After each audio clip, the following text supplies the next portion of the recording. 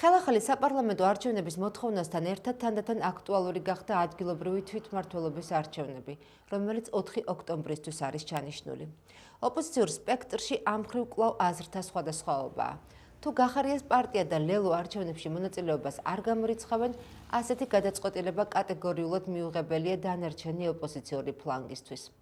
ლელოში ამბობენ, რომ ჯერ გადაწყვეტილი არ აქვთ მონაწილეობის საკითხი, თუმცა ოპოზიციას ერთიანი კანდიდატების დაყენებას და გაერთიანებულ ბრძოლას თავაზობენ. დილემის წინაშე ვართ, მივიღებთ, შეიძლება ვინანოთ, არ მივიღებთ, შეიძლება ვინანოთ.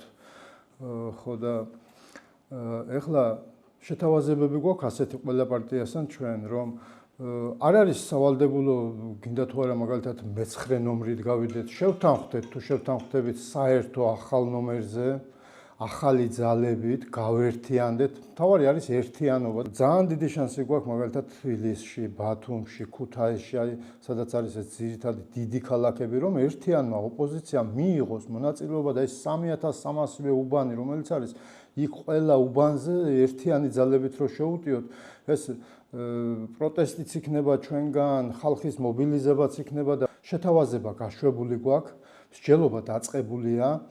თუ შევთანხმდებით ერთიან კანდიდატზე, არა აქვს ამას მნიშვნელობა, ეს ჩვენი კანდიდატი იქნება, ახლების კანდიდატი იქნება, გახარიას კანდიდატი იქნება, თუ იყოს თავისუფალი, ნორმალური, ჩამოყალიბებული ადამიანი, რომელიც ნამდვილად შეეფერება ამ პოზიციას, რომელიც დეპუტატის მანდატს აიღებს ადგილობრივ დონეზე იქნება თუ სხვა დონეზე იქნება და შევთანხმდებით, თუ კი შევთანხმდებით ამაზე დიდი სიამოვნებით. ასეთი შეთავაზება ცალსახად მიუღებელია ნაციონალური მოძრაობისთვის, კოალიცია ცვლილებებისთვის და გირჩი მეტი თავისუფლებისთვის. აღნიშნული პარტიების და გაერთიანებების წარმომადგენლები ამბობენ, რომ გაყალბებული საპარლამენტო არჩევნების და ქვეყანაში მიმდინარე პროცესების გათვალისწინებით ადგილობრივი თვითმმართველობის არჩევნებში მონაწილეობაზე ფიქრიც კი არ ღირს. რას ნიშნავს ერთიანი კანდიდატი რა? ერთიანი კანდიდატი რომ გვეყოლება, მაშინ ქართული ოცნება ვერ გააყალბებს, ვერ დააშინებს მოქალაქეებს, ვერ მოისყიდავს, ვერ ჩაიდეს ათობით და ათეულობით დანაშაულს, ისეთ როგორც მან ჩაიდინა წინა არჩევნებში. ამას ვერ გააკეთებს. რა მნიშვნელობა აქვს ჩვენ ერთიანი კანდიდატი გვეყოლება თუ ცალ-ცალკე გავართ ამ არჩევნებზე? ბიძინა ივანიშვილი გააკეთებს იმას, რასაც ის აკეთებდა წლების განმავლობაში ამ არჩევნებმა, ბოლო არჩევნებმა. ჩვენ დაგვანახა, რომ არაპირებს არჩევნების გზით არსად წასვლას და პირიქით უფრო მეტი აპირებს, რომ რაღაცნაირად თუ ჩვენ ამ პროცესში შევალთ ლეგიტიმაციაში, ასე თქვა, ლეგიტიმური გავხადოთ საპარლამენტო არჩევნები, ვინ უნდა დანიშნოს, ან რომელ არჩევნებში ვიღებთ მონაწილეობას, რომელსაც საქართველოს მთავრობა ნიშნავს, მთავრობა, რომელიც თავიდან ბოლომდე არალეგიტიმურია და ერთი მხრივ ჩვენ თუ ვამბობთ, რომ მთავრობა არის არალეგიტიმური და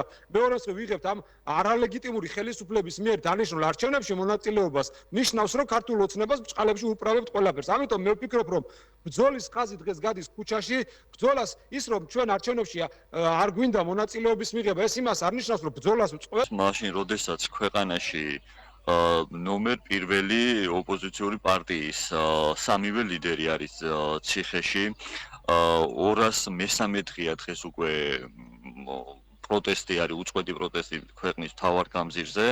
ქვეყანაში მაშინ, როდესაც არის ავტოკრატიული რეჟიმი და ეს ფონი გვაქვს ზოგადად რეპრესიული რეპრესიები მიმდინარეობს პრაქტიკულად თვითოული ოპოზიციონერების მიმართ. ჩემთვის წარმოუდგენელია ამ მდგომარეობით თვითმმართველობის არჩევნებზე საუბარი და მით უმეტეს მაშინ მონაწილეობის მიღება.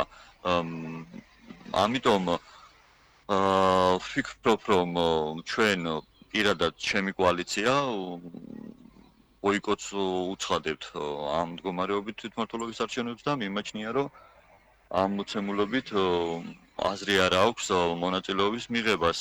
მარტივი პოზიცია დგას.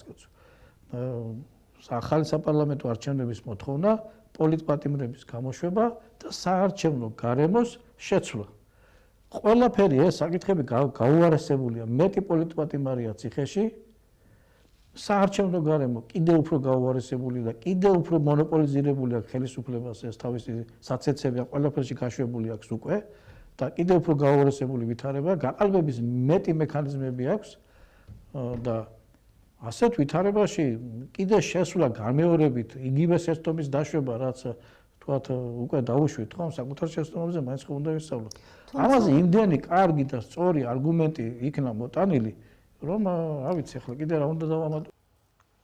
როგორც ლელოში განაცხადეს, საბოლოო გადაწყვეტილებას დაახლოებით 2 კვირის ვადაში მიიღებენ და გაასაჯაროებენ. მანამდე კი პარტიებს შორის დისკუსია და მოლაპარაკებები გრძელდება.